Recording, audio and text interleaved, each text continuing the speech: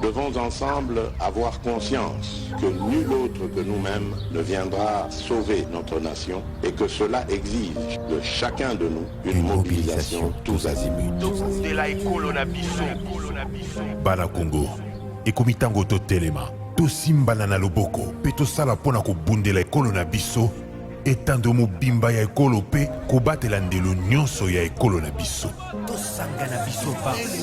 Ekolo Congo démocratique ezali ko bundisama na etumba eyo Rwanda ememi pe na makambo mabe, ko boma bato, ko nyokola bango nzela ya ba M23. Bazali ko bundisa biso, oeleko eye ekolo ya biso ezwi nzela ya botombwami. Kokabola biso mpe koyiba bozwi boye nzambe apesa biso. Makila mosopani mingi, bomoibwa bato bobebi, zamba nde ezali kosunga molongo mobimba. Bomoibwa bato bokomi mpasi. Tozali na ndingisa banso ya kobatela ekolo mpe lisanga mpona likambo ya ekolo. Tosanga na biso banso. Totia pembeni makambo na biso to pe politiki. Tosangana tobundisa banguna baye balingi kimia te nde likambo ya biso baso tozala lisanga. Tosala ngele.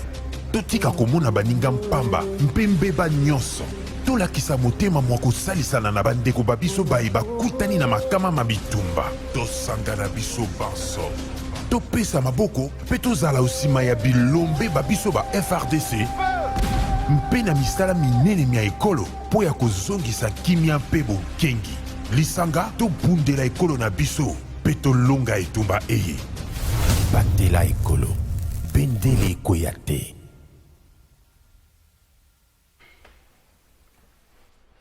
Mardi 11 avril 2023, Mbote na bino nyonso esika bozali, ba Congolais de tout bord, ba Congolais de tout genre, topesi bino mbote. Est-ce que bongi topelisa moto na Congo? Poete mutu moko apesi makanisi. Est-ce que bongi kotumba ndaku po mwana lobi alingaka fumbwa papa alingi kolia mpiodi? Esengeli totumba ndaku motune tunami epa ya ba Congolais. Bravo na yo mon général Silvano Kasongo. Mon général Silvano Kasongo lobi au total 24 roulages. Batiami na maboko général Silvano Kasongo akangi bango. Batwana bazali ba champion à tracasserie. Mingi penza na Wileri awa kobanda régie des autres kokoma kota pays du peuple général Kasongo atie maboko na 24. Ozo explication roulage au mitune même lisi fala kondima yango te. Okomi na batera batna maboko ndenge ni hote mon général. Okomi na batera bato bazako le bagage général Kasongo bakangi général Kasongo ye wana loba tambola na balabala kotia maboko na ba roulage oyo batrakasaka ba isager ya nzela bomoni bango ne bavandi wana au total plutôt 24 roulages. Merci na général Kasongo. Même batato bazalaka wana croisement Wileri Mont des Arts ba ba dengazaka bato moto général Kasongo tie bango maboko. Donc une très bonne communication, une très bonne stratégie de communication au lea koluka alobaka ami bimisi na balabala vous comprendre que kangami te. Mon commissaire général adjoint, général Silvano Kasongo Tozelaye na likolo, commissaire général adjoint chargé administration. Na kopesa bino le mawana na entièreté nango. Le vice-premier ministre, ministre intérieur Peter Kazadi. Azongisi na ngwende na ye mwana mboka Teongwa Bidje oyo cour constitutionnel réhabilitaki ye mais na yoki assemblée provinciale wana basimbeli Teongwa Bidje stylo. Pétition signée à Salate. Est-ce qu'il n'y a pas un désordre organisé pour que Sid Kivu est bien administré, bien géré? Vital Kamere Waraningina, aux Sid Kivu, aux Olobani, vous préférez province où on est Kenao Bongo, Teongwa Bidje, je me rappelle par élégance, Oro Kangamana Bilogo Bout, Oro Gipeko Tiko, Kyo Vandi. Parce que le Sid Kivu, même lui, faire ses tons, le vice-gouverneur à réhabiliter, plutôt vice-premier ministre, ministre de la Défense à réhabiliter, mais les députés va s'épéliter. Télégramme, il y a qui lobby full stop. Mais, côté Gouna, et ça n'a moins n'dengue n'angon. Francis, il y a une photo, il y a un briefing hebdomadaire, il y a Mokolo à lobby, au ministre de la Communication, Patrick Mouyaya, à Salaki Angona, président du comité national, il y a 9e G, il y a francophonie. G, au Salema, du 28 juillet au 6 août. Basi du nyonso esika ba travaux za ko salema ba travaux et ko sila nyonso au plus tard le 20 mai et le binango président national du comité ya 9e GA francophonie. Kuya ba travaux wana esali au total 66 900 euros. Waza coût total ya ba travaux wana. Tozo zela na Kinshasa awa 5000 athlètes. GA francophonie za divisé na ngambo moko sport pe na ngambo mususu culture. Na sport ba discipline ko zali belé na Congo. On dirait il y aura, si qui mémoire, 350 athlètes congolais. Et puis, dans la culture, artistes, belé, peintres, musiciens, slameurs, artistes moins belé, na musée national, parler du peuple, na Boza, na centre Wallonie, on est artistes, mais pour les athlètes, stade de Martyrs, stade Tata Raphaël, et puis, loger dans Ngambo ya Université de Kinshasa. Nali kambo tali loi des pères et des mères. Namaye mwana mboka ministre d'État honoraire l'Argentin du Katanga l'autre fois ezakina Christian Mwando sous Moïse Katumbi l'Argentin du Katanga maya lobaki yemoka lobi ba propos na ye ba zongoli ngo na kati ya contexte ba propos na ba longoli ngo na kati ya contexte mais oye panzani oye défrayé chronique depuis dimanche soir. Ezali que Christian Mwanda lobby soki bo adopter loi wana toko sa la technique ya ciseaux toko utiliser ciseaux pour na bato mususu ezali kanisi oyo eza kosenga ko katanga. Est-ce que nous devons aller jusqu'à ce point là parce que tout ça d'accord t'es na X ton na Y pour na tata cardinal makanisi wana ya loi ya proposition ya loi ya verrouillage d'accessibilité à certains postes de responsabilité dans mboka na biso ezali ségrégationniste il faut ko tiango na mopanzi Noël tsali na ngambo na ye aza ko appeler na ba poursuite moko judiciaire contre Christian Mwando na ba propos oye à tenir toko sala nini déjà c'est l'affaire ya proposition de la loi ya Chani to kanisa 10 secondes qui va poursuite fondamée contre Christian Mwanda. Quelle serait la réaction ya Batu Oyo bazali la même position que ye tokomeka kolobelango na émission na biso ya mokolo ya lelo seni ba discours ezali ko évoluer na ba sens nyonso différents cas politiques mona mutazo kanisa ke bongo sala makamna ndenge ya sayo Klutanga sanga bonganga ya sayo bokula kana peso lo sako yekuta banzi ete ceux qui to sala élection te fait ce qui datika na pouvoir jusqu'à l'installation d'un nouveau président mais bande comme mususu balobi il faut to sala élection ceux qui to sala élection au plus tard le 24 janvier fait ce qui diakende ba préalable au bande comme mususu baso kansa ko bande ko FCC balobi cour constitutionnelle loi électorale équipe ya Denis Kadima. Est-ce que Babylone commis ça tout tangilo électoral au cours constitutionnel équipe à Denis Kadima et bongi to revoir yango to bongi to kena élection kaka na yango ndenge zali wana to kanisa soki to kena élection kaka na yango ndenge zali wana mbando nini pona bandeko ya FCC soki peut to kena élection et soki peut to toucher yango d'office et bongi to revoir calendrier. Tout ça là nini tokomeka mwa muke kolobela likambo yango na émission na biso ya mokola lo likambo ya sécurité ba to bandeko bana plateau ba yebi ke toko bouger yango na ndenge e sengeli mutna mutu akopesa mwa makanisi wana ezali lokola biscuit na biso il y a trop de mauvaise communication autour ya question ya agression ya mboka na biso ndenge moko pe bato balumususu bazo kanisa ki ya trop de communication qui tiennent pas debout autour de la question ya affaire ya Mwanga Chuchu soit vous arrêtez vous ne communiquez pas botika c'est jusqu'à ce que je suis à communiquer ou là ko pesa ka ba sango o esengeli te za ba sango ya lokuta to vanda to zela rencontre ya ba ministre de la défense ya EAC ko sala na Goma to zela ngo on aura plus d'éléments autour ya question wana trois invités bakoza na biso na plateau mukula lelo yambo troisième invité kota na présenter bino Pistis Muteba ou azali porte-parole adjoint à parti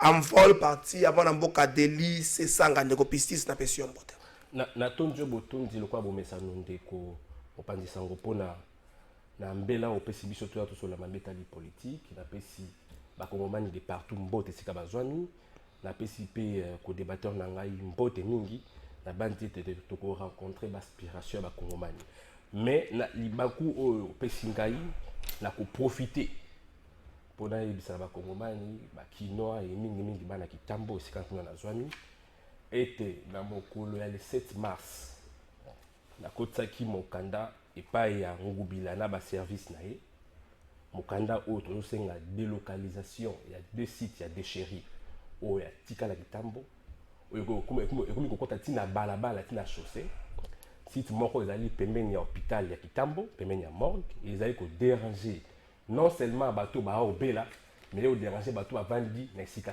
wana site mosusu ezali na avenue Kasavubu na quartier Babylone ba poubelle wana ole tozala na Kinshasa bopeto ndenge ya lobaka mais Kinshasa bosoto kitambo bosoto ba poubelle ba immondice comme okota tina balabala yango to sengi boye ba tata ba mama na bilenge na basi to ya libali ba senga na rosa de Congo bilabo ba poubelle atiki na kitambo ba poubelle ozo ko gérer na kitambo aya kolongola ba site nango parce que ko gouverner ko mettre en place politique publique et ça pour le bien-être de nos compatriotes et non pour étouffer les Congolais. Bah, quand moi bah immondice wana, il faut être azwami kano pour être bah déplacer bah foule et tondi déjà. Oyo comme ikutu ko kota tina balabala ko déranger quiétude, ko déranger la santé ba Congomani, ko déranger na bato to fanda bango longo na Tambo que les Congo bila par le cadre ya responsabilité na série pour gérer et ngumba Kinshasa ayako si Tambo atie ya bosoto na kitambo pour être bandeko ya basi libali wa vanda resika wana ba vanda pe babika na kimia na tonjo boton. Merci mwana moka Pistis Munteba Junior Bakouké, la secrétaire générale de la parti politique UFF, Union fait la force, parce que nous avons Union sacrée, parti à Mwanamboka, Constantin Bengele, Kouloutou na Pesio Losako, Pemokolo Malamu ici, Kozali, Constantin Bengele, Junior Bakouké, la na Pesio Mbote. Ndeko trésor Kalafai Ramazani, merci. On a fait na Pesio Mbote, na Dengo Pesio invitation, na journée à l'élo, na Tongo Tokabola Magani ici. Na Pesio Mbote, na ba débatteur na ngai, na Mokolo Lilo. Ba Congolais bazolanda biso de partout na Mbandaka, ma ville natale, province Équateur, ba Congolais nyonso, le 26 provinces, tata mokonzi mboka, ba chef de corps. Il y a ba institution mboka na biso, papa Modeste Bad, na PCP mbote na président Christian Bosembelo Kando. Ko bazolanda biso otaki Paris, na PCP mbote, ata mobali. Ndeko d'entrée les jeunes ngaki na beta mo eloko moko na lobalika moko. 30 secondes. Le côté comme collègue. Ndé ko pistisa lobaki, 2 contre 1 hein. 2 contre 1 une personne. Mon nom dozo kabola makanisi na ndenge na etoke. Cela ne tient. Le côté comme kokota. Nani ko c'est des journalistes. Ce qui dit comme la zone parce que na na maîtrise na yango. Bureau ya Sénat, ba membre ya bureau bazo sala mo sala malamu. Tourna na ki pe de pere de mer so peta. Komoko uti koloba koleka na ba media ko kosela. Mama Carole Agito Amela makambo lokuta. Na wiki de pere de mer so peta. Na so boyo kota makambo wa. Cette dame, cette maman, la questeur ya Sénat fait un bon travail. Comme preuve, depuis Azali na questure revendication ba sénateur ezalaka te. Yo soyoka na Sénat ba sénateur ba revendiquer ba leli ba lobby. Mbongo ko to ba futa marato e ba moto. Non, écoutez, ça c'est notre sujet, notre aspect. Cette maman fait un bon travail en commun accord avec ses pères, ma membre et bureau. En commençant par le président Modeste Bat. Mais de comment elle a TV pour salir l'image de maman Carole Agito. Oh, tu couvres sa maman na yé, tu présenter ma condoléance. À l'obité, na matanga, tu mets le champagne, na ba super wax. Lokuta, après ça dit sur ta preuve, ta photo ya pamba. Moi je dis parce que je connais cette maman par sa façon de travailler. Les lois on a Sénat et comment ce qui est posé problème. Ils ont le bureau et président, ils ont la question, ils n'ont pas le vice-président. Au cause de réponse, on a seconde. Alors que non, ben des mois un paiement. D'abord pour la rappeler parce que je crois que ça les banda yamboka. Les cambo ya trésorerie, les cambo général. Bah comme on est nous sur base cause là, bah service d'assiette va mobiliser la recette. OK. Et comme il y a maman Carole Agito à Saliboye, pourquoi? Tolobi que moi je soutiendrai cette maman jusqu'à la fin parce que Azali clean. Azo sala musala malonga. Oh na bureau ya Sénat baza ko betela maboko na ba sénateur. Y compris l'administration bazo betela maboko. Toxique désinformation pour que les Congolais soient désorientés dans le lokuta. Merci Junior Bakokela, Prince Epenge, président parti politique ADD Congo, parti membre à la Mouka. Passation de pouvoir, ça m'appelle le na la Mouka na Ngamba Adolphe Muzito. Bon, ça la passion de pouvoir. On a habité dans le flambeau, flambeau, flambeau pas nani. Bon, on a habité ça Adolphe Muzito na Fayoun qui camarade qui mokolo bonyo kama tembi. La belle amane camarade abo moi na tango se le kabonde. Qui mokolo okunyo kama boy beaucoup na aja qui mokolo bo se comporter no ka joueur à Léopard. Akamba ça pour ça za camarade ça bien mater les années victoire. Donc ce bloqué à part ça oh toloba qui était un peu comme fois siko. Président Prince Epenge na pesi opembote. Merci pour l'invitation. Mbote na baïbanse bazalio, mbote pe na baïbanse bakolanda biso. Merci. Pistis Mouteba yava toke na régie. Peter Kazadi, première décision a confirmé réhabilitation ya Teongwa Bidje.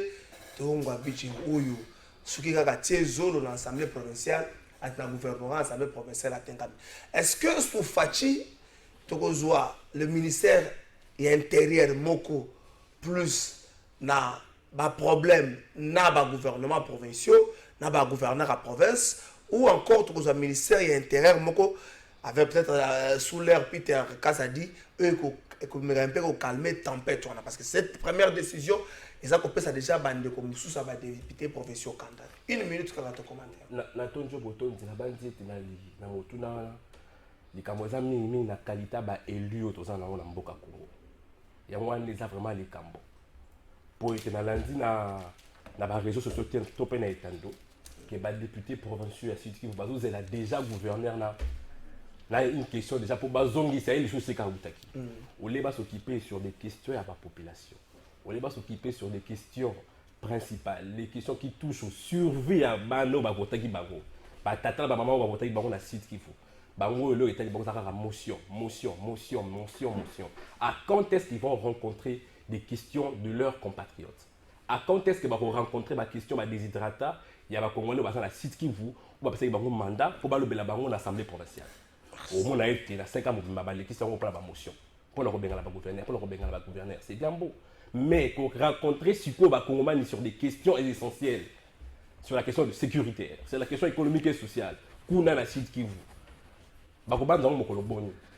La bande est likamboza plus likambo ya ba question qualité ba élu toza na bango ba qualité ba ko mériter mais bon là on va vendérité. Donc peuple là notango pour être na 2023 a vider bango sa bango libanda après ça ba congolais ba la capacité ya ko gérer beaucoup na ko gérer ba province. Merci Junior Bakoké, la qualité des élus selon P6.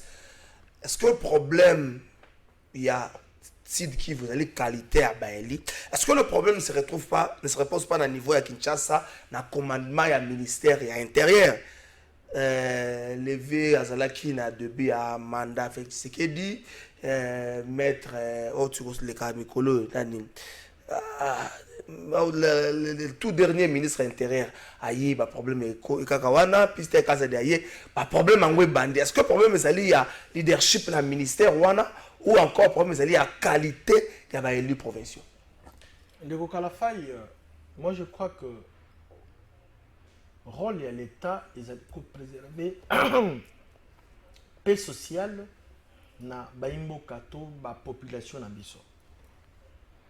Autre comme mona les alliés, c'est du spectacle désolant.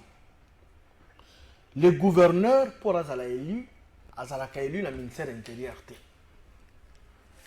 Azalaka élu na parti Songolo Pakalate. Azalaka élu na ba député provinciaux. Ba député balobi to boy moto oyo. Beaucoup bato bakolimbisa ngai, je suis de l'Union sacrée, mais je reste rationnel. Na tango ya kulutu Joseph Kabila. Soki ka ba député ba voter motion. Okoyoka après quelques heures, ba ministre intérieur à prendre acte. Mais oyo to komi komone komi kele. Ndeko oyo Teongwa Beach ezamba liboso te. Ça c'est la deuxième fois. Ceux qui va gagner, député va voter motion. À cause de l'avion, Mbango et Kinshasa. Avec le match, il n'y a pas de réhabilité. Nous devons aider les chefs de l'État. Nous qui sommes de l'Union sacrée, nous sommes censés aider mon Kondiambok. Le président de la République n'est pas un magicien. Mais à travers ma conseil, il faut approche de il faut que tata mon Kondiamboka, il faut les kaboye. Yebisangai, tant mon ministre intérieur va prendre acte. Qu'on a déjà récolté ma signature. Balobi, ceux qui ont checké ma tambe na Bukavu, va déposer dans le bureau Balamoko, motion wana. Voilà, on est comme à ping-pong.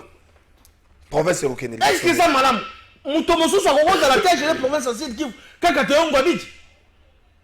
Et ça, madame, tu peux sa langage dans l'opposant. Tu peux sa parole dans l'opposant parce que c'est désolant. L'organe délibérant de la province va voter motion contre ce monsieur Balobi. Tolingi était biso botototia qui est akende. Bozo d'ici et pourquoi? Merci. Motuna makasi ngwana. Passe la montée. Président Presse Penge, est-ce que le ministère intérieur et que vous allez à la base, il y a des ordres dans différentes provinces nabiso. Merci. Le ministère de l'Intérieur contribue à créer encore un cafarnaum, un désordre complet. Mais le problème vient de très loin. Pour nous, la qualité à bas élu, qualité à bas député, il faut d'abord qu'on ait une qualité à bas élection. Il y a un lien de cause à effet entre qualité à bas élection. Ce que l'élection est liée à malam ou tricherie à ma casse-réalité, ou le bateau peut pas poni babimi, bateau on peut pas causer la redevable envers le peuple. C'est-à-dire que nous sommes députés à Kosala yangon en fonction au peuple, à n'importe peuple à côté là, député à Kolobanine. Le quoi la peuple a voté qui na Tchangu, na Lukunga, na Moamba, na Funa, na Goma, ou na Mbandaka, to na Mbujimai, to na Kolwezi, c'est passé na Chopo, ou na Kindu.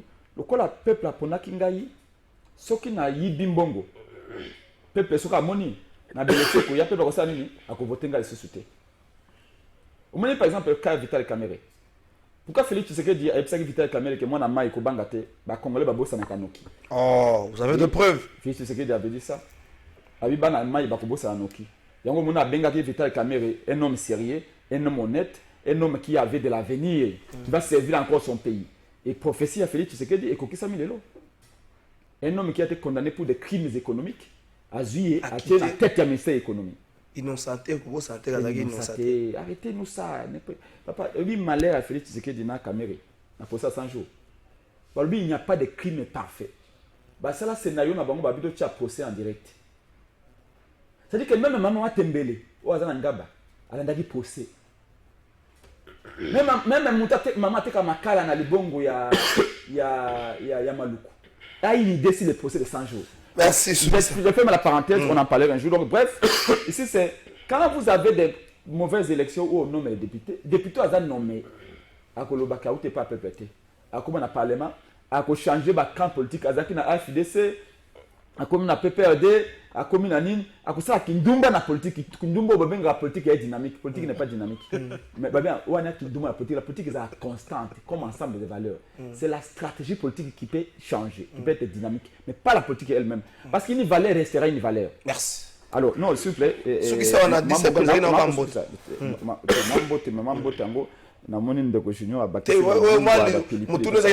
alors, donc, je reviens vraiment avec votre permission, parce que nous avons le peuple. Junior a lobby au Sénat. Moi, j'ai eu un sénateur qui m'a dit que depuis mois de mars, il a payé. C'est faux. Moi, de masca, il y a un beau tout là, le dit non, avant mars, s'il vous plaît. Qu'il y a eu des petits problèmes à paiement au Sénat. Je ne confirme pas. De toute façon, ils ont un budget colossal. Il y a 1,4 milliard. Il y a recettes supplémentaires où l'État réalise qui en dehors il y a budget à 2022. c'était 1 milliard, 400 millions de dollars. Dans Bongouana, mais c'est cas à ministre de la Finance, à ministre on a procédure d'urgence. ONG que donc qu'on dénonce encore, bonne gestion de la finance de l'État. Plus de 270 millions de dollars ont été envoyés à la présidence. Et Mbosso en a bénéficié, je crois, 70 millions pour l'Assemblée nationale. Le gouvernement qui se paye à plus de 100 millions. Et on a envoyé cet argent-là, c'est-à-dire que 1,400 millions de dollars aux acquis et aux embellis économiques, c'est-à-dire que le coût de la recette est mingi, la vente de minerais, notamment les bandas, Mbongwana, les acquis, les bidets, ils ont quantité. Moi, les bases Zoyango, tiens, affectant la collectif budgétaire, entre les institutions. La procédure d'urgence. Ça, c'est le premier élément. Deuxième élément, Baraskini. 9 mois. Parce qu'ils m'ont contacté hier.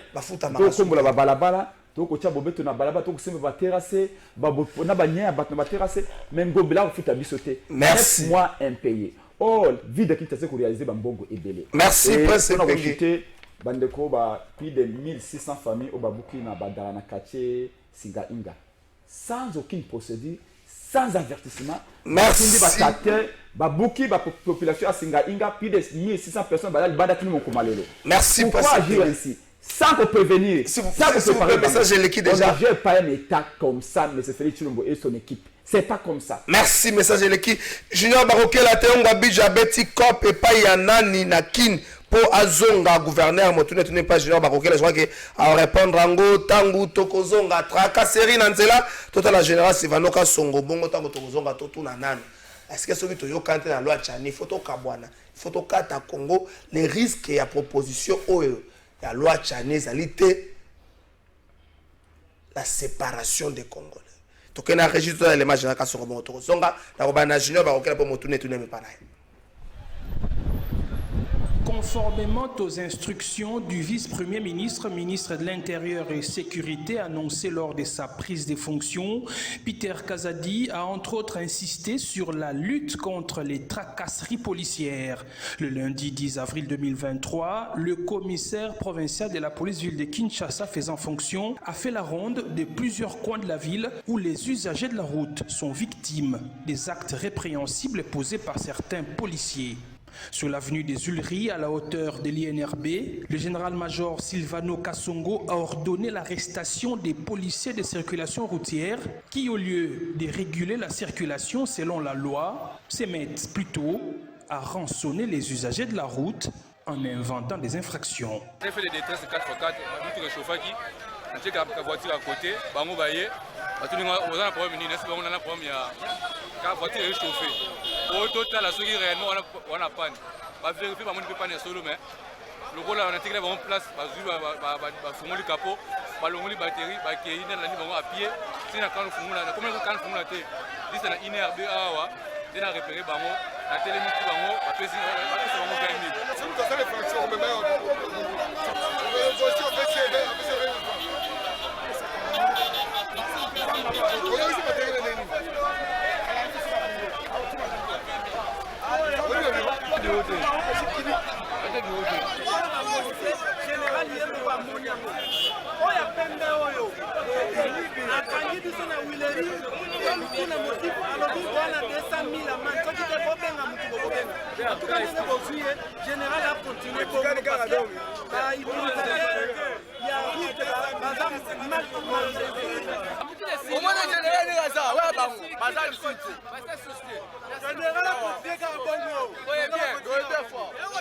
Un groupe de policiers en tenue civile pour certains et d'autres en tenue de la police ayant trafiqué un bulletin de service par scannage se permettent de faire des contrôles sur des véhicules alors qu'ils n'ont pas reçu cette mission. Ils ont été arrêtés. Une de leurs victimes a visiblement eu de la chance. La somme de 50 000 francs congolais lui ravie par ces policiers malfaiteurs a été restituée sur ordre de Silvano Kasongo. Grâce à papa général Kasongo,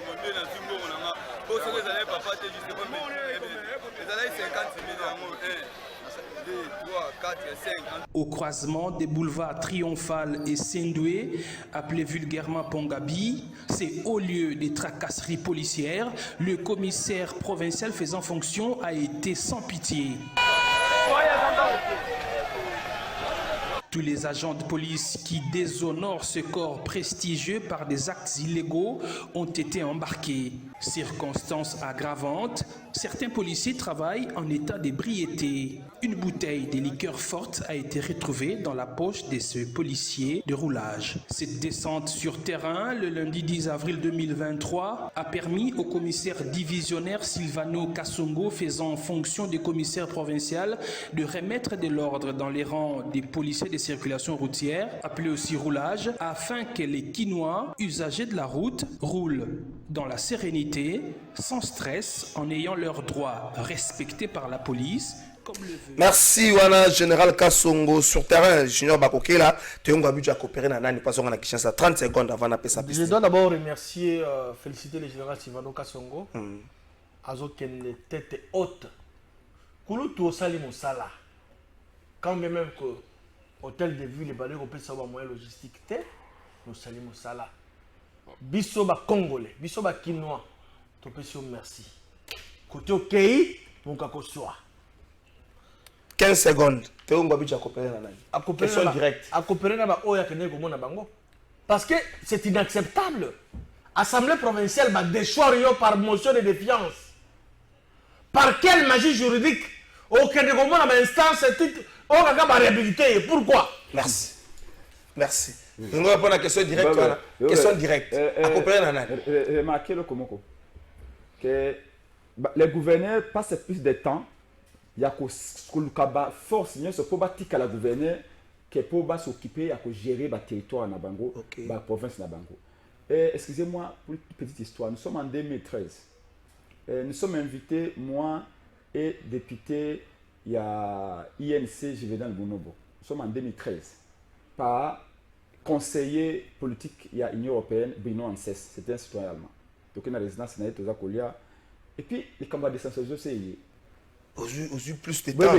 J'ai dit aux gens de l'Union européenne que ce n'est pas la décentralisation. Je dis la décentralisation telle qu'elle est appréhendée par les Congolais jusque-là, ça ne résultera aucun problème. Regarde.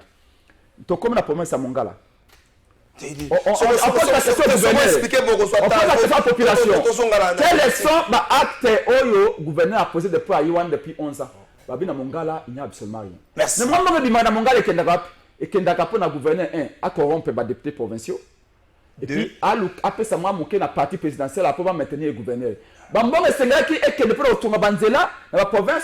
Merci. Voilà que ne pas les députés provinciaux. Merci. Peter Kazali doit vous me parler. Mais Peter Kazali était député provincial ici. Merci, merci. 12 députés d'aller des tests à l'Assemblée provinciale n'ont pas pu donner un seul sénateur. Pourquoi?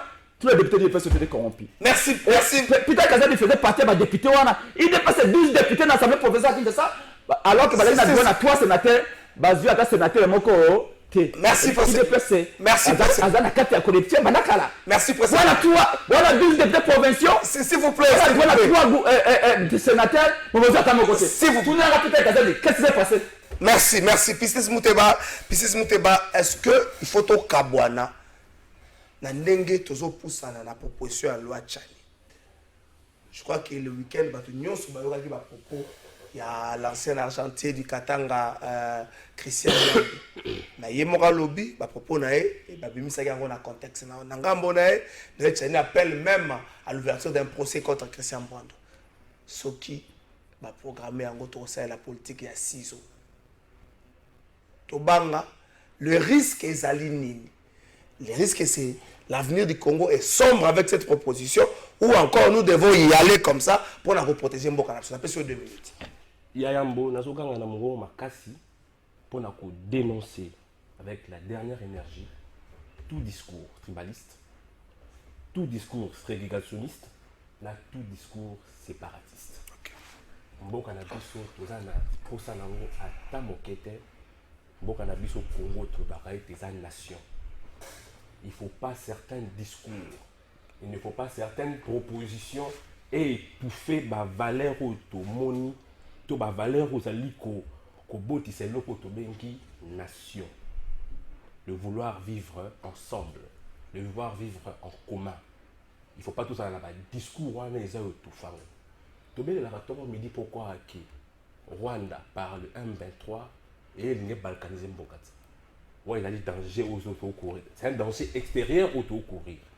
mais ba discours au toujours quand à l'angambo ya opposition et ça l'angambo ba tout ba la pouvoir et ça pas discours ya ko condamner et à condamner avec toute réprobation utile parce que Congo tout ça a besoin il y a ezala moko nde to kutango et pas ba ko na biso ba boti na biso nde Congo ya moko wana nde to kotikela ba leki na pana na biso ya mibale mobeko proposition aux l'Assemblée nationale au Bengango des pères et des mères et ça mobeko biso to so lobaïte ils ont l'apparence nationaliste mais la Sénango ils ont un objectif électoral. Pourquoi nous avons l'objectif électoral? Ils ont un objectif il y a pour éviter l'inclusivité dans le cadre du processus électoral.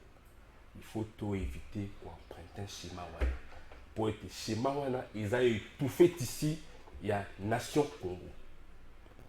Nous avons besoin de Congo partout, du nord, du centre, du sud, de l'est à l'ouest, de partout, où était bandit, était brique, tout apport na bango, na n'importe quel niveau, il y a décision mboka pour être mboka et qu'il liboso. Il faut pas tout éviter les Cambouana, où il kouya na CCC, où était tout banza et te balkanisation ou taïbanda. Mais bazar ba discours tout ça yoka, oh ciseaux té, la Congo tout ça besoin ciseaux té. Ciseaux ils allaient dans le salon de coiffure, dans le salon il y a couture, n'est pas ciseaux exact. Mais Congo, toi Congolais, bah ça a besoin de ciseaux à mon côté, bah Congolais, bah ça a besoin d'initiative T où ils allaient mettre en mal l'unité nationale. Le Congo, tout ça a besoin de vivre ensemble pour bâtir le Grand Congo, ensemble pour refonder le Grand Congo, parce que nos compatriotes attendent beaucoup de nos décideurs. Merci. Bonjour Trésor. Comme suite aux images de la police, on devrait éviter ce genre de spectacle de mauvais goût. Bien sûr qu'il y a des abus de la part de certains agents, mais on ne devrait pas les humilier de la sorte. Tout ça, c'est bien. Combien l'État paye les policiers et militaires? S'ils étaient bien payés, ils n'allaient pas commettre ces infractions. L'actuel ministre de l'Intérieur n'est pas là pour défendre le Wewa, Joe Pax Cabs. Merci Ndeko. Maître Junior, discours séparatiste, ségrégationniste. Les loyaux, loi Tchani et hier tam sous proposition de loi Tchani, parce que nous sommes le là et hier comme si melo comme oyo to bande ko boya e bima, ba to bele ba ko boya e bima, to ko sala boya, biso to ko ko manga mona biso to ko ma état na biso. Est-ce que l'avenir du Congo est sombre avec cette proposition? 2 minutes na pesio. Je dois d'abord, avant de répondre à la question, on a soutenu que DG Minga Nomaki Bango, ils allaient peut-être, parce que Tata Mokonzamboka est magicien, entourage à chef de l'État, casting des alliés vraiment à la hauteur, a changé. Les incompétents, Baza est belé. La prochaine émission, on a un combo na Bango. Baza quoi apprendre, na Moussala ou Bapesi Bango. Il fallait apporter un plus. Baya na mo maele na Bango. Bah comme on a betele kola la pongi signataire kutu ba ebité ba to ba benga ba lobité molobeli awa tozo souffrir déjà il faut apprendre l'entreprise ay musalate ba collaborateur à chef de l'état bino ba to tata mo ka benga na kibino il avait raison. Merci. En tout cas, moi je pense que cette proposition de loi, c'est l'initiative il y a un Congolais. Il y a endossé on a un parlementaire. Comme tout Congolais sérieux, moi je pense que nous avons les droits de la réserve. Tout ce parlementaire, ça la moussala na bango. Le pour et le contre, côté positif et négatif. Et à la fin, parce que nous pouvons beau dire ici du matin au soir. Ngaina noko na un penge prince.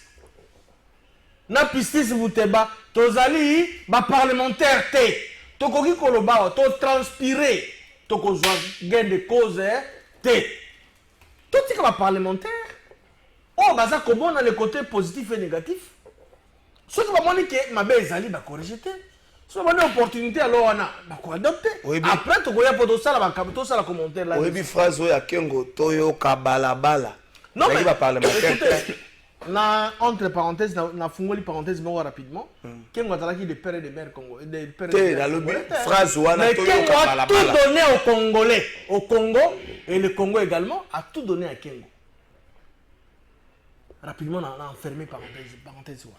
Et donc, personnellement, je reste encore na soif na ngai, mais je ne peux pas commenter d'autant plus que Nazali est lutté. Peuple ne peut pas s'engager mandat wana na kene ko représenter bino.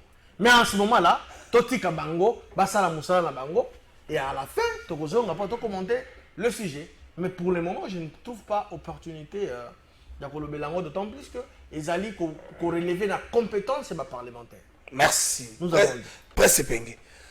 Est-ce que le risque, il y a Kokabola Mboka, avec des discours des uns des autres, toujours comme Mikolo, à soutenir X ou Y, ceux qui ont tendance, par exemple, yo, ozalaki na kondo chalupa pe ya sona mazasu tam soka zalaki awa alingaki pas à la frontière d'Idio na débat wana.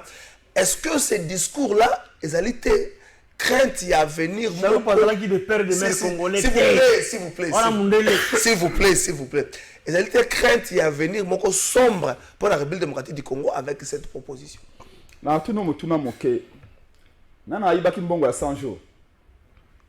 Ce sont les Congolais de père et de mère. Non, il y a 460 millions de RAM. Vous avez un Chinois? Oh. Vous avez un Burundais?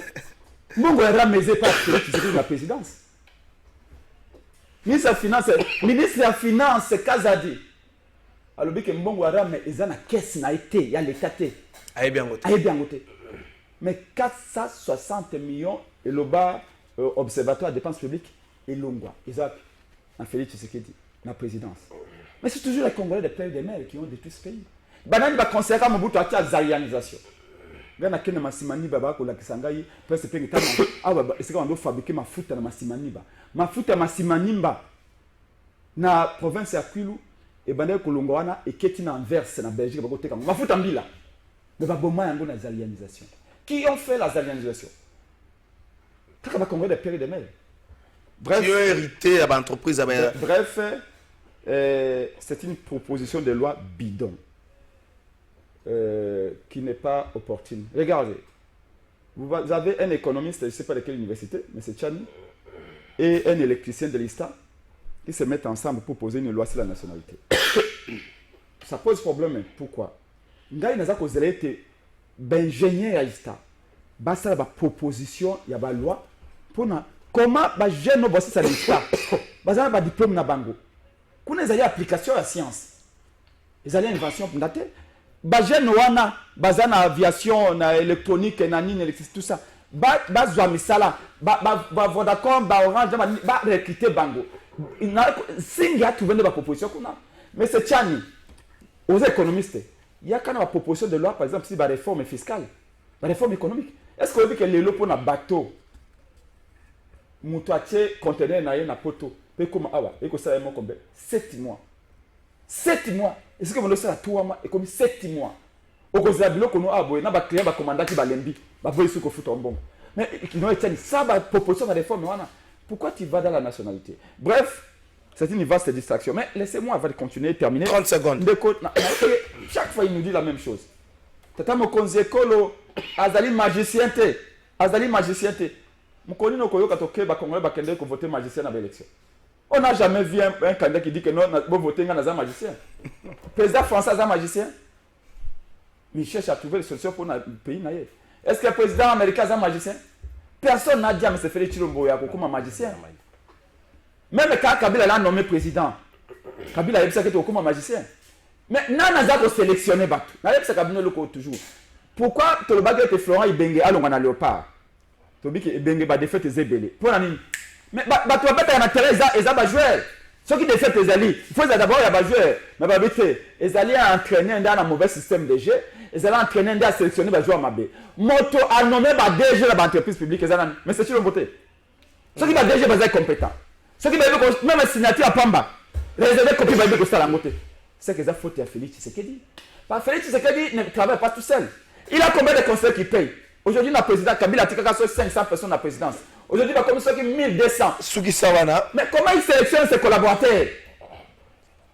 Donc, vous dites que lesaba DG, les aba ministre, muta sélectionne kabato les alliés. Muta bosso avec ça que caméra est un homme sérieux, c'est Félix Tshisekedi. Merci président. Muta mena mena caméra na gouvernement, les a Félix Tshisekedi. Merci. Comment vital caméra lobby, Félix Tshisekedi est un don de Dieu. Na oui, c'est normal, Félix Tshisekedi a un don de Dieu, a un don de Dieu pour la caméra. Quelqu'un qui vous avez été condamné à 20 ans. Merci. Et puis à Longolo on a 20 ans. Non seulement tu as ma commission sur ministre de l'économie. Merci, président. Il faut bien un ensemble. Donc, quand même, il faut bien Félix ensemble. Donc, s'il vous plaît, soyons logiques. Quant à la loi Tchani, c'est une bêtise, ça ne passera pas. Merci. Ce que l'équipe, Félix Tshisekedi dans la candidate. Félix Tshisekedi a demi Dakar. Merci. Félix Tshisekedi a demi Dakar. Merci, président Penge. Donc, c'est 50% congolais. Moi, j'ai candidat zaté. Merci. Même un peu, moi, j'ai candidat zaté. C'est-à-dire que moi, peut-être 40% de candidats au Zalaté. Nous, la Mouka, nous, disons ceci.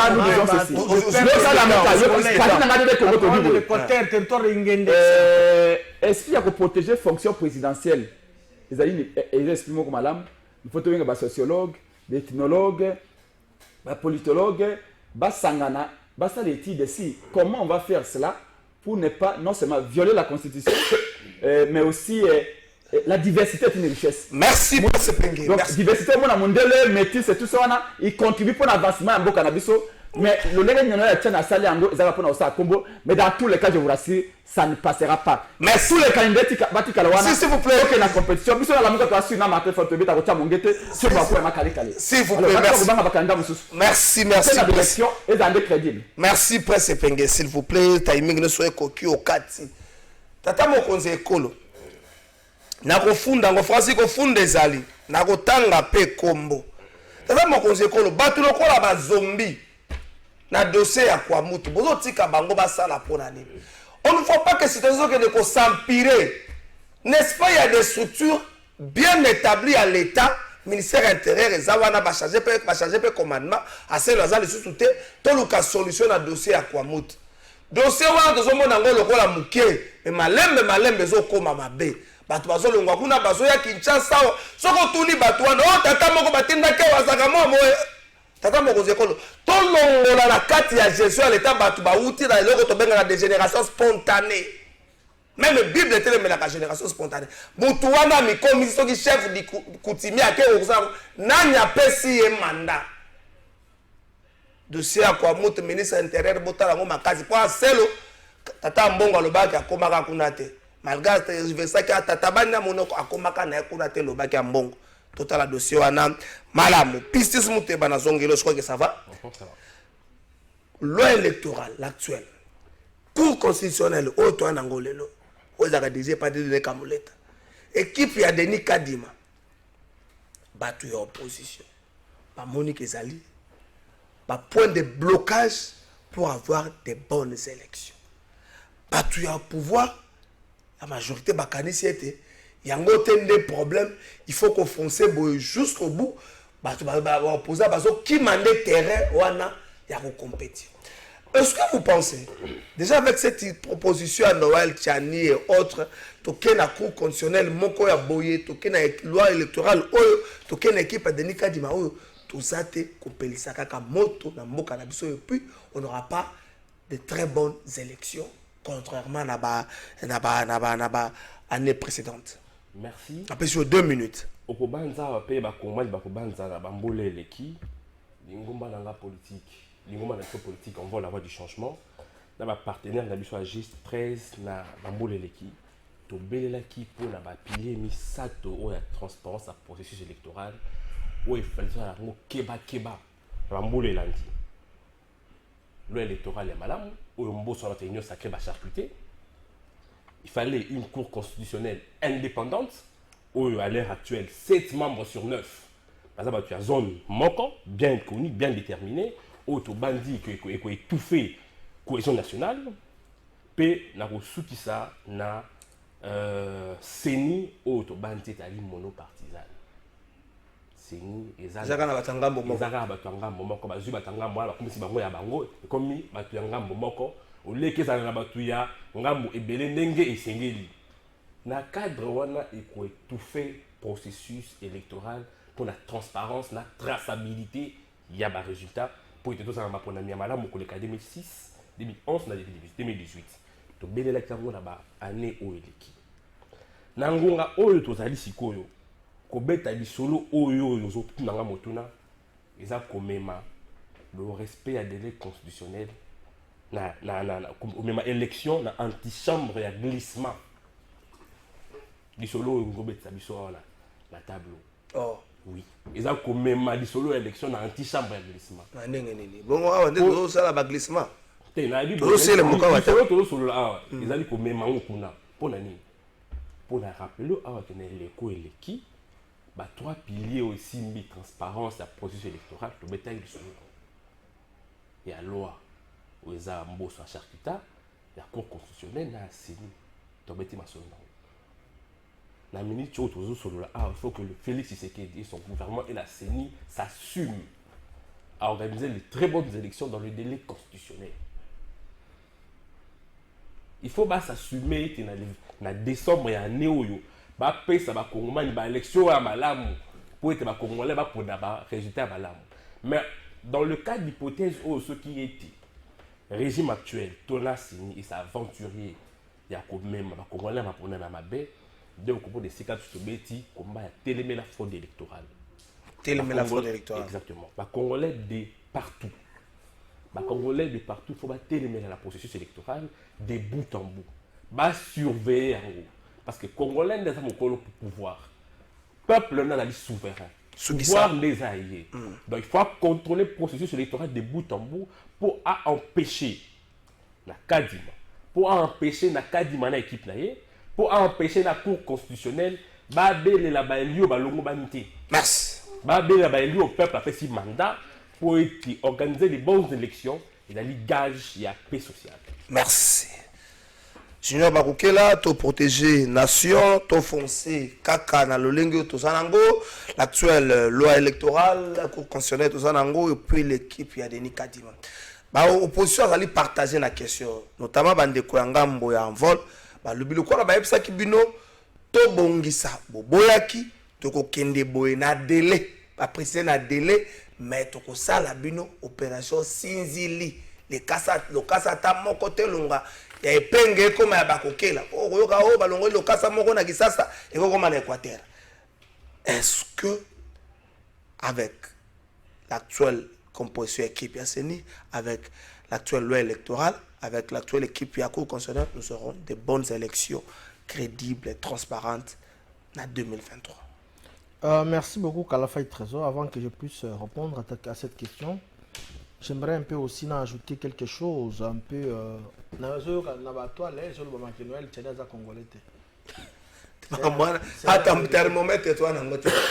Américain a imposé, a instauré loi dans le Bato. Makambo ezaka na Congo tous na kati makambo ati tika moi na ya le cas déclaré ouvertement moi na bota comme na Nicolas na ebité tika makambo azaki passeport américain un étranger qui est venu s'imposer dans mboka ya bato. Mais ça c'est grave. Na oki même la personne qui a endossé cette proposition de loi entre guillemets, je ne précise pas, na boy nanga diffamation. O na za muzombo, o c'est un angolais. Donc, les étrangers, ils créé Kaboulou. Il y a un député congolais.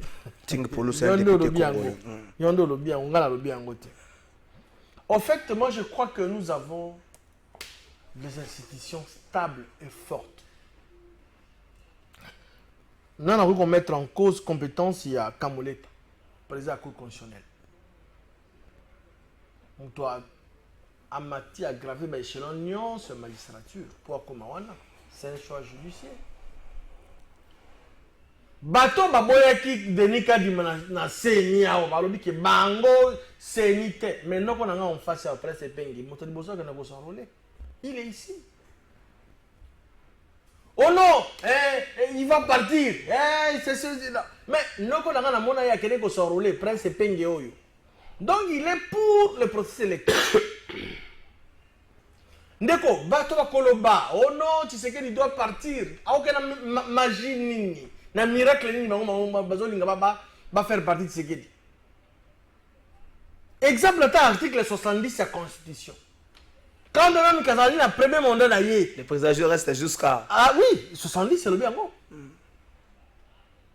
le chef de l'État, il est à la possibilité pour revenir dans le deuxième mandat comme candidat. Et puis, ce qui l'élection se tenir n'a fait à deuxième mandat, il va rester en fonction. Il y a un cas jurisprudentiel dans Bokoyo, Joseph Kabila. 2016, il fallait qu'il y ait Kabila qui est dans l'année 2018, 2019, le 24 janvier. Et donc, c'est un faux débat. Nous avons tout dans la confiance. Il y a Séni Nabiso, Denis Kadima, la Cour constitutionnelle, et Zaliwana, pour que ça un bon résultat, pour attester, pour confirmer que réellement, tel avait gagné les élections, tel a eu autant. Merci. Par entremise, il y a Kamuleta, mon président, parce que je suis congolais. Moi, je crois qu'il y aura de bonnes élections. Batika Bafo Fouillant. Oh, baza prépare à l'élection T. On t'a eux. Et Talibiso T. Nous allons aux élections. Et le processus est irréversible. Nous allons aux élections. Merci, Général Baroque. La presse est pingée. Tout ça, besoin 2 minutes pour la presse dernière prise et à parole. Est-ce que vous avez pris des précautions cette fois-ci qui est une élection, na loi oyo na cour constitutionnelle na équipe a donné Kadima pour que après publication résultat bon le na le sous-souté bon le vérité des sur 2 minutes. Oui, na kati ya la mukape ya lingomba na ngai action pour la démocratie et le développement congolais de Congo en sigle. Na mokonzi ya mboka solo Martin Fayulu to kanisi ete eloko moko oyo esengi to sala pe to ko sala ezaka ko empêcher fraude. Ce qui o to empêcher fraude électorale et salam. Félix Tshilombo akokoya makale kale na pete. Akokoya lokola ete nyanzete kauka depuis 10 ans. Donc, la seule chose au il y a les 5 ans, vous connaissez le quoi 10 ans. Je vous dis la vérité, la seule chose au Congolais faut bailler. Moussa n'a pas d'aller pour empêcher fraude. Tu convainc le peuple en ligne. Félix a convaincu le peuple dans son échec qu'il n'est pas à la hauteur. Félix n'est pas taillé pour diriger le Congo. Il n'a aucune vision. Moi, je suis très étonné. Quand on a Batouabi, Bemba est dans le ministère de la Défense. Bemba est dans le ministère de la Défense. Bemba va faire la guerre. Ce qui Bemba c'est Bitumba. Katanga Moussapi. Un chef chaudé. Ce qui Bemba c'est Bitumba dans l'Est. Katanga Moussapi. Moussapi va proposer. Oh, il y a un ça va. Les paroles. Ça va. Belinda Moko a dit Kata. Toko Kata Mwawa. Paysan Jean-Pierre Bagombo. Bokangala Talelo. Ayebi. Kaïde de Pessalinga Kaïti. Oh. Ayebi Sous. Que Félix a piégé. Tant que Félix Tshisekedi a commis si Bemba collègue ya Aminata Namasia. Namasia, c'est ça. Namasia collègue. Même Bazali vice-premier ministre. Aminata Zali vice-ministre. Baba collègue ya wapi. Ce qui va coûter non. C'est question va bien chef. Deuxièmement, ceux qui ont timing note c'est 40 secondes. Tant Félix. Comment on dit même matin à niveau à la boue. C'est moi Non. Je suis pas d'accord avec ça. Non. Arrêtez la propos. Arrêtez. C'est pas une infraction, c'est pas une infraction. Non, il n'y a pas diffamé, s'il vous plaît. Ce qui Peter Kazadi a au côté dans le bureau. Même Batel m'a débouté. Même Azaka débouté, ce Peter Kazadi au côté. Mais il respecte la préséance. Mais papa, toi tu ne connais pas Bemba. Moi je l'ai voté. Je le connais. Moi j'ai pas de campagne plus que vous. Je connais Baïmo. Qui est Bemba na Simbate. Merci. Papa, Peter Kazadi à côté, Bemba Batel m'a débouté. Bon, mon avis, on va pas habiter ici pour l'intérêt à Congo. Pour sauver la nation. Bon, mon avis, on va habiter. Bemba mérite au moins. Pour tout ce qu'il a été pour ce pays, Bemba mérite au moins que chef de l'institution. C'est-à-dire que Peter Kazadi à côté, Bemba Batel m'a débouté. Toi tu acceptes ça? Les poids politiques, ils ont mis mon côté. Bemba congolais, papa. Nous on aime Bemba. Et tu as dit, quel doit ça Bemba pour démissionner. Merci. Tout ce qui ça. On a passé une dernière prise de parole, 10 secondes. Je suis parti. Le roi Bossa la Bolita, le roi Zouambrié, on a passé une dernière prise. L'Élysée annonce l'érection d'un monument en mémoire du génocide rwandais sur quel dossier? Est-ce que cela n'est pas une gifle contre les Congolais au Yotoloba qui est au Bungisa 6 millions na Bitumba il y a Batouba Koubundisa Biso. Est-ce que nous ne plairons pas beaucoup sans pour autant chercher à savoir comment résoudre ce problème? Macron ya kia wa sekisi biso lobi na biso mais ba kotia monument moko pour un génocide rwandais. 30 secondes. Ils ont Élysée tenait défendre le problème na biso. C'est aux Congolais eux-mêmes de prendre conscience, d'être sérieux et de défendre leur pays, de défendre leurs frontières, de défendre et de parler de leur mort. Ils ont Élysée donc j'en ai rien à foutre de cela. C'est aux Congolais de prendre sérieux dans les Cambo et à 12 millions de morts. Tobé les lango, topé sa valeur pour le coup, peut tous tout le bail til Kambabongo et aussi pour combattre la sol, il y a territoire, il y a Congo. Merci maître Junior, ce qui s'en a un peu.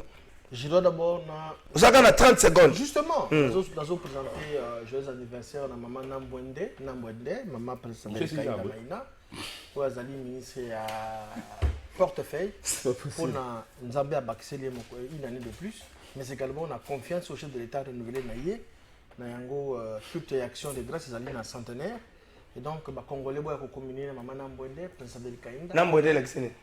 De comment là? Nambwende. Ok. Ça, la Makambo, il est qui la rabato. Et donc, combien de temps? On a pas panache ensemble. Aza diaconesse, Aza servant de Dieu. On a invité Péo. Maman, tout le monde est au Sambé la boue. L'autre rapport à IGF Bimati. Vous avez mis au Sambé rapport à IGF Bimati. Rapport à le rapport à IGF Bimati. Rapport à Nambwende. Rapport à l'Okuta. Merci. Presque pas de ça. Eux qui communiquent. Madame Adel Kainda va débaucher et pas bâti. Nous avons continué à gouvernement à combat bâti. Matika na gouvernement na kombo na yemei.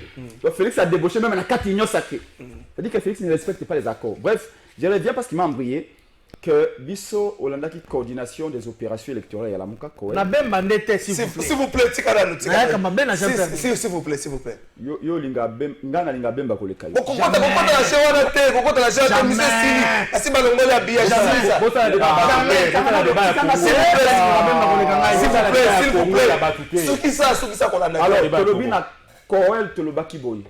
Nanga azalika enrôlé banamike 8 ans, 7 ans, 9 ans. Tant que coordination des opérations électorales à la Mouka, na président Jean-Pierre Kadima.